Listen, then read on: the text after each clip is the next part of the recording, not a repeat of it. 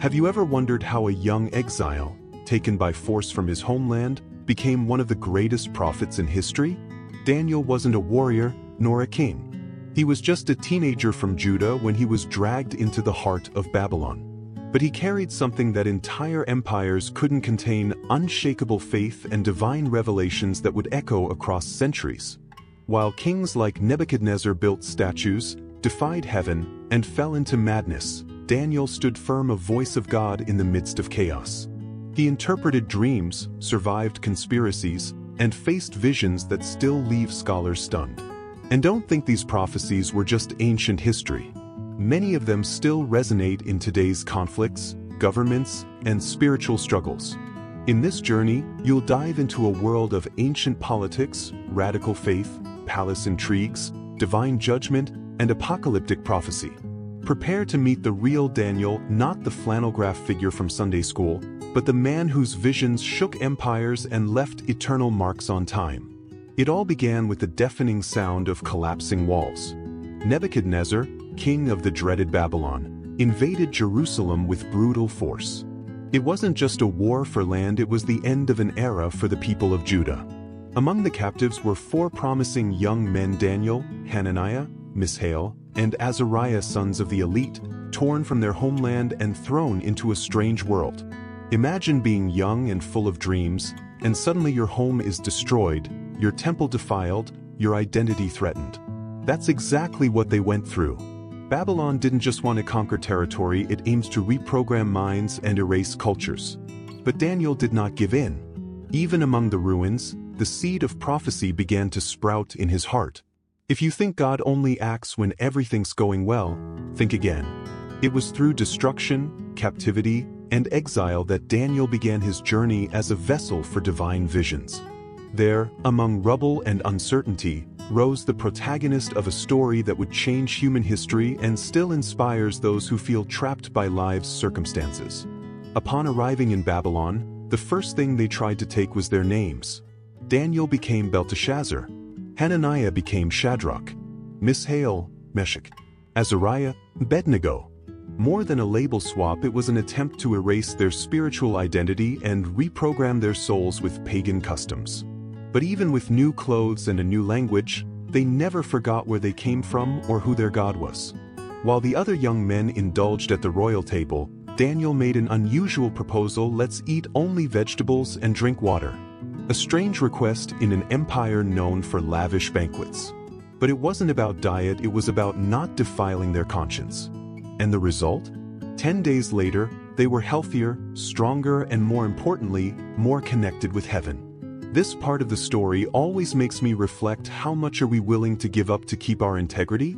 Daniel shows us that faithfulness doesn't start in the lion's den, it starts at the dinner table, in the hidden details, in the quiet firmness of someone who knows that character matters more than convenience. It didn't take long for Daniel to stand out. But what set him apart wasn't just intelligence, it was a different light, a wisdom that didn't come from Babylonian books. God had given him the gift of interpreting dreams and visions, rare and powerful in those days. And in an empire obsessed with mystics and seers, Daniel became known as a man who had the spirit of the gods. And Hares, the thing even far from Jerusalem, even outside the temple, Daniel never lost his connection with heaven. He didn't wait for the ideal place to be used by God. Wherever he was, he served.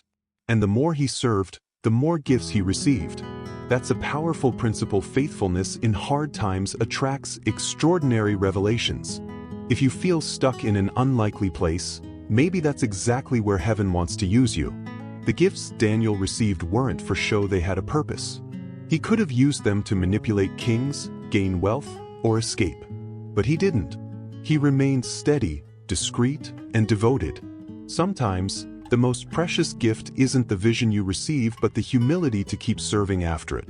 Now picture this: a powerful king wakes up in a cold sweat, haunted by a dream yet unable to remember it. That was Nebuchadnezzar.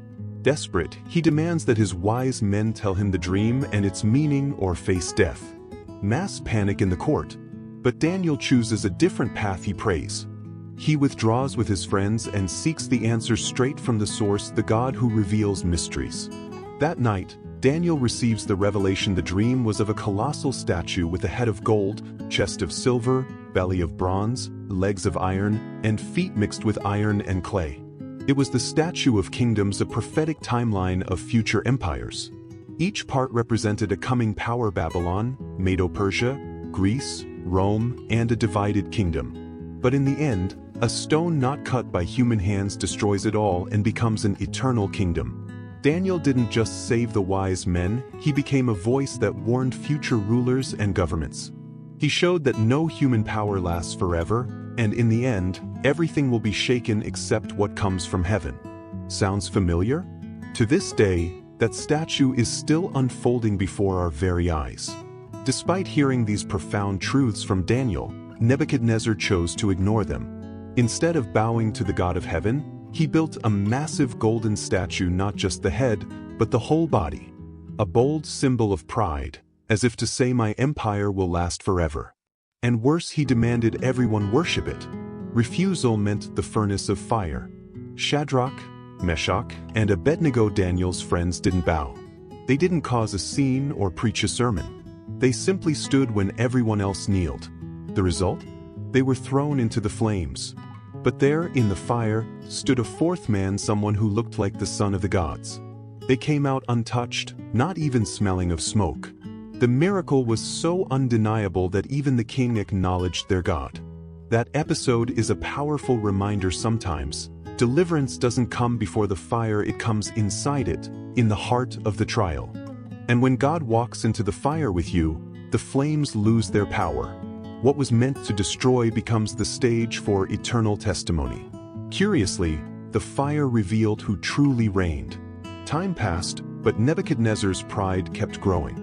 Until another dream disturbed him: a massive tree that shaded the whole world suddenly cut down. Daniel was called again and boldly declared the tree was the king himself. If he didn't repent, he would lose everything and live like a beast, grazing in the fields. Once again, the warning was ignored. 1 year later, while boasting in his palace, judgment fell. The king lost his mind, lived among wild animals, and crawled on the ground. His fall wasn't due to war or betrayal, but a heart that exalted itself above God. Imagine it: the world's greatest empire ruled by a man howling at the moon. After 7 long periods, possibly years, Nebuchadnezzar finally looked up to heaven and acknowledged God's sovereignty. That's when his sanity returned. Notice this: looking upward is what brought him back to himself. The lesson? All human power is unstable, but the eternal kingdom, the one Daniel prophesied, remains unshakable even as everything else collapses. Decades passed. Nebuchadnezzar was history. His successor, Belshazzar, learned nothing from the past. During a drunken feast, he made a fatal decision. He used the sacred vessels from Jerusalem's temple to toast pagan gods, a direct insult to Daniel's God. In the middle of the party, with 1,000 guests, music, and dancing, the unthinkable happens. A hand appears and writes on the wall. Terror freezes everyone. No wise man can interpret the message. But the Queen Mother remembers Daniel, now old, yet sharp and spiritually tuned in. He enters, reads mean, tekel, parson, and explains Belshazzar's reign is over. Weighed, measured, found wanting. That very night, the Medes and Persians invade. Belshazzar is killed. Babylon falls just as the statue's prophecy foretold. The message? God may be patient, but he is never indifferent. Kingdoms fall. Parties end. But prophetic words are fulfilled with chilling accuracy. Under the new Medo-Persian Empire, Daniel remained steadfast, now serving under Darius. Even in old age, he was known for wisdom and integrity. But that made enemies. Jealous leaders devised a trap. They convinced the king to ban prayer to any god or man other than the king himself. They knew Daniel would never abandon his faith. And he didn't. Instead of hiding, he continued to pray 3 times a day, windows open toward Jerusalem. He was caught, and despite his regret, the king had to enforce the law. Daniel was thrown into the lion's den, a near certain death sentence. But heaven wasn't done with his story. That night, angels shut the lions' mouths, and God's man walked out unharmed at dawn. This episode is iconic for good reason. It teaches us that faithfulness might lead you straight into the den. But it also shows that God can turn the den into the greatest platform of your faith. Witnessing the miracle, Darius issued a decree praising Daniel's God. From a death sentence came a testimony of life that still echoes today. In his later years, Daniel began receiving visions far beyond his time, symbolic, strange, even terrifying. In one vision, he saw 4 beasts rise from the sea, each representing powerful world empires: a lion, a bear, a leopard, and a dreadful beast with 10 horns. These were the prophesied kingdoms, revealing not just world politics, but the spiritual forces behind them. And amid it all, a mysterious figure appears: the Son of Man, coming with the clouds of heaven, receiving authority, glory, and an eternal kingdom that will never be destroyed. It's one of the most powerful images in the Old Testament, one Jesus later used to describe himself. The visions make one thing clear: no matter how empires rise and fall, there's a throne above them all, waiting for the appointed time. These images may seem confusing at first, but they hold prophetic codes still debated by scholars today. And the most incredible part? It all started with a teenager in exile. Daniel, now an old man, had become not just a dream interpreter but an apocalyptic prophet, able to glimpse the backstage of time and eternity. One day, while studying the writings of Jeremiah, Daniel realized the exile was almost over. But instead of celebrating, he entered deep prayer, fasting, and interceding for his people. That's when the angel Gabriel appeared. And with him came one of the most mysterious prophecies in the Bible, the 70 weeks. Gabriel revealed that the weeks symbolized prophetic periods pointing to the coming of the Messiah, the restoration of the people, and even the future destruction of Jerusalem. It was as if God handed Daniel a divine timeline marked by judgments, promises, and spiritual milestones. Every number, every event, would echo through the ages, reinterpreted by each generation. What's most fascinating is that this prophecy connects past, present, and end times in a single plan. It shows that chaos isn't random, there's order, there's purpose, even in the darkest moments. Daniel learned that not everything is meant to be understood right away, but God is never late in fulfilling what he promises. At the very end of his life, Daniel received his most intense revelation. He saw the unfolding of cosmic battles, angels and principalities warring behind the scenes of history.